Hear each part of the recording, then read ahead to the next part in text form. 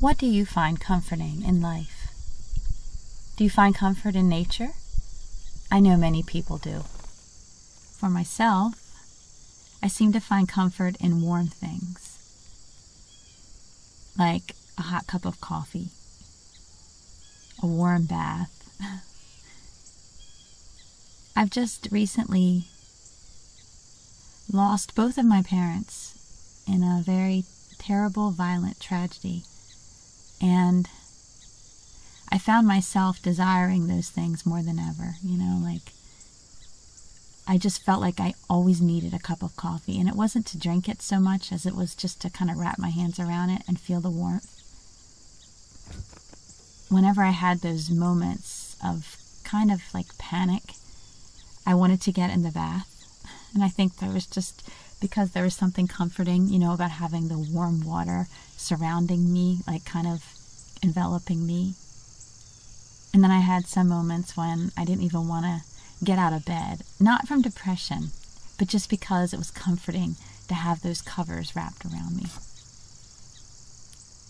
So I know for many of us, we have different things that we find comforting. And they're usually called creature comforts because they bring comfort to the body.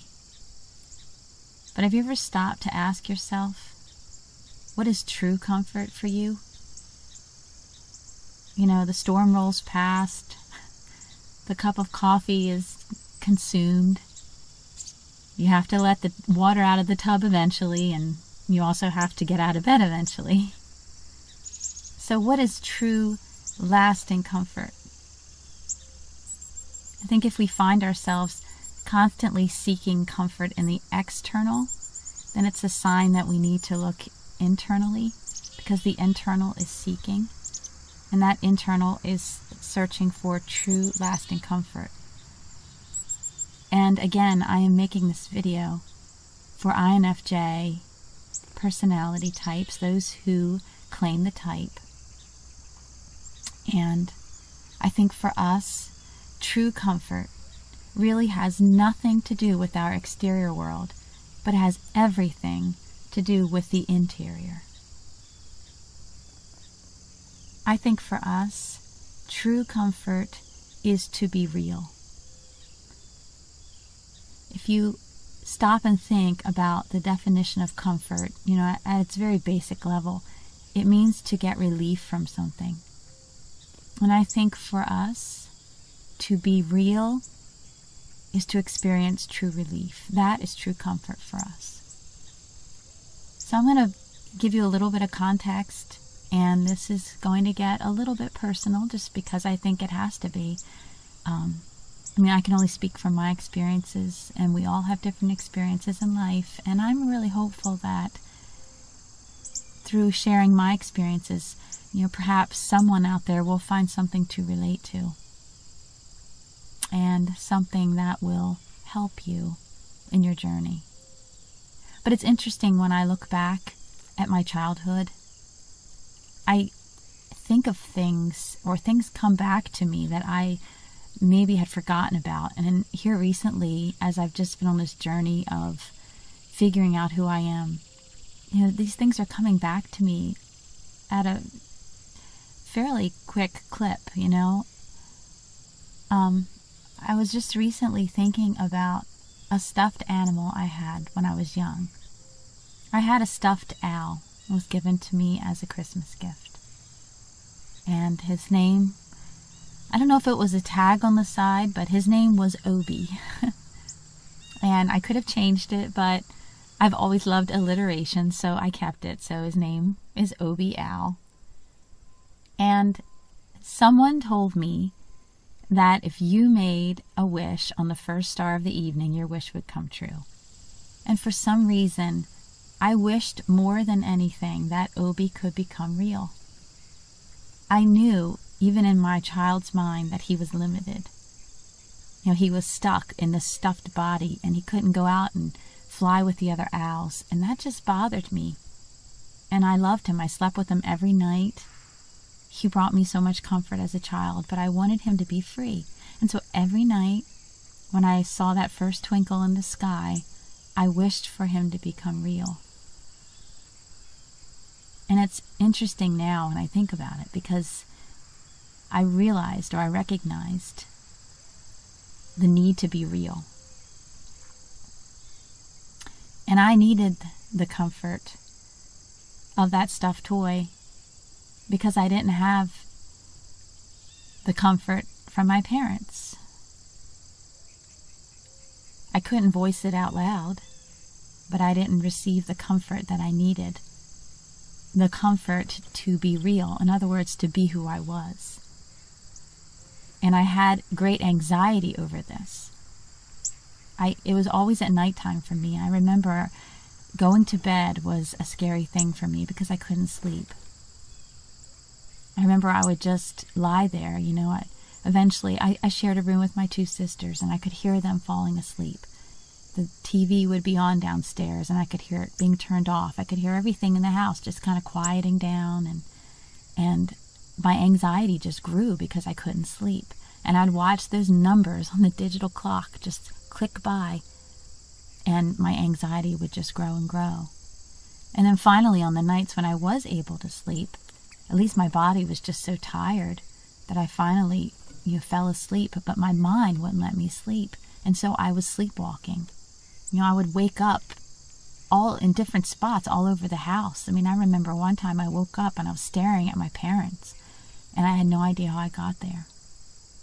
One night, my father was at a work party, and I got up in the middle of the night, and I took all the covers off my bed, and I took them downstairs to the kitchen, and I made a bed on the kitchen floor. And I don't remember doing any of this. And the next thing I remember was my father coming in the door, and he yelled for my mother, and he said, "What is your daughter doing here?" And I was always her daughter when I displeased him. So I wasn't given the comfort in childhood. And so it took me years to discover what true comfort, meant for me. True comfort means to be real. That's what it means. We think that we don't want to be seen, but I think more than anything that we do. And I know that because I see it out there, how so many of us are lamenting the lack of a true relationship. And that's because we need it. Maybe we don't know why we need it, but we need it. And we need it so that we have someone in our life who can see us for who we are. For me, finding out who I am has been a long, arduous road. By the time I was able to venture out into the world on my own, I had built up walls of self-protection so high that it seemed like nobody would ever be able to knock them down.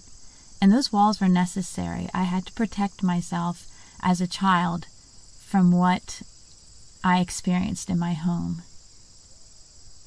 It was necessary. I had no one to protect me, so I had to do it for myself. But those walls, they weren't meant to last, for my entire life, because the longer I kept up the walls, the more it prevented me from seeing who I was. But see, then the problem becomes one of trust. Because you have the walls built so high, then you are terrified to let someone in because you only trust yourself. As terrible as that sounds, you can't trust somebody else, and you can't trust somebody to love you. And it's really hard to let somebody else in because those walls become comfort.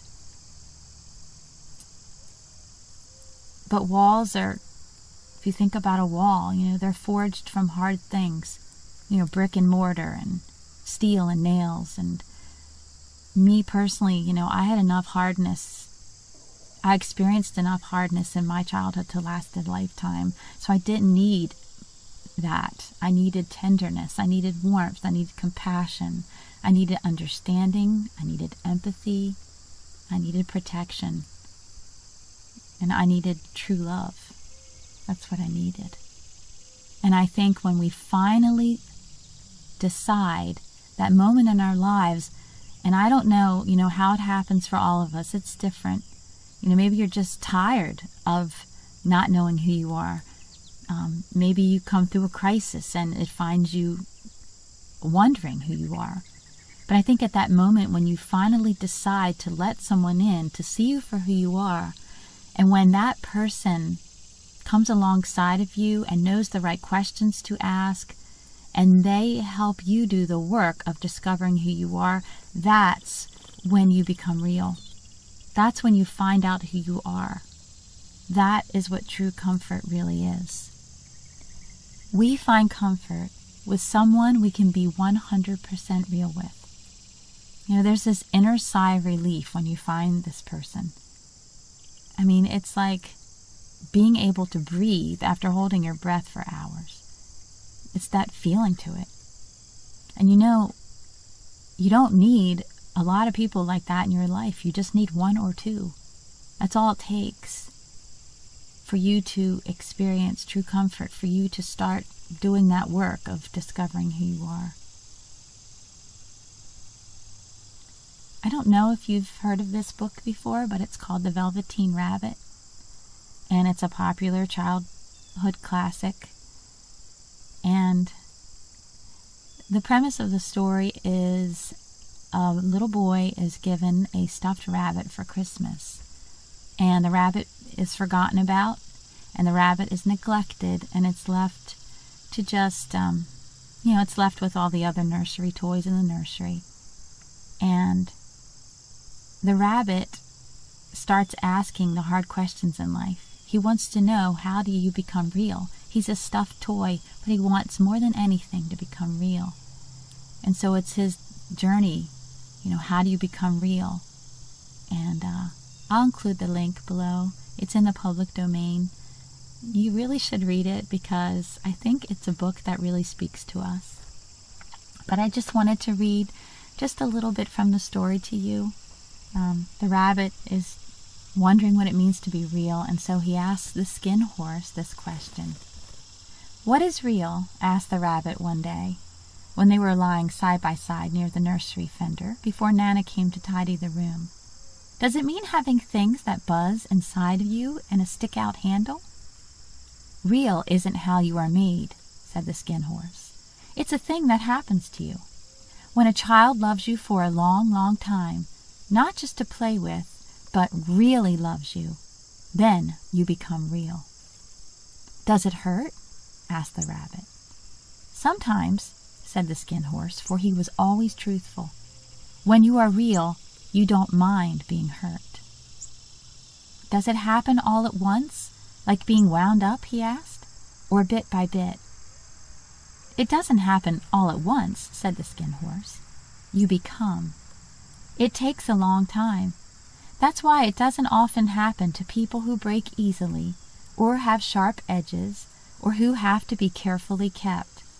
Generally, by the time you are real, most of your hair has been loved off, and your eyes drop out, and you get loose in the joints and very shabby. But these things don't matter at all, because once you are real, you can't be ugly, except to people who don't understand." "I suppose you are real?" said the rabbit. And then he wished he had not said it, for he thought the skin horse might be sensitive. But the skin horse only smiled. "The boy's uncle made me real," he said. "That was a great many years ago, but once you are real, you can't become unreal again. It lasts for always." So, my dear INFJ, I would advise you to find someone who helps you to become real, who sees the real you, because it lasts for always. And once you see who you are, once you truly see who you are, then you can become the person you were meant to become.